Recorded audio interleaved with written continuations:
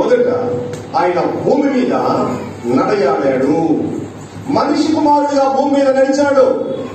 At the same time దేవుని కుమారుడుగా సముద్రంలో ఏ మనుషుడు నడవలేని ప్రాంతంలో ఆయన నడిచి ఆయన దేవత్వాన్ని రుజువు చేసుకున్నాడు. దేవునికి మహిమ కలుగును గాక. అవునా కాదండి? ఆయన భూమి మీద మనలా నడిచాడా? మనం నడిచిన బాటలో నడిచాడా? యెరూషలేము వీధుల్లో నడిచాడా? మనం కూడా అక్కడ మనం నడలేదు. ఇశ్రాయేలు ప్రజలందరూ నడిచారు యెరూషలేము వీధుల్లో.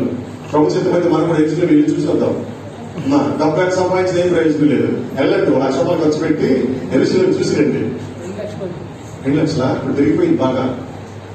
అప్పుడు జగన్ నాన్నగారు రాష్ట్రాలు ఓ 50,000 ఇస్తే చాలు, మిగతా గవర్నమెంట్ పెట్టుకుని పాలస్తీనా దేశం తీసుకెళ్లి ఆ జోర్డాన్, ఐగుప్తు ఇవన్నీ చూపించి తీసుకొచ్చేది.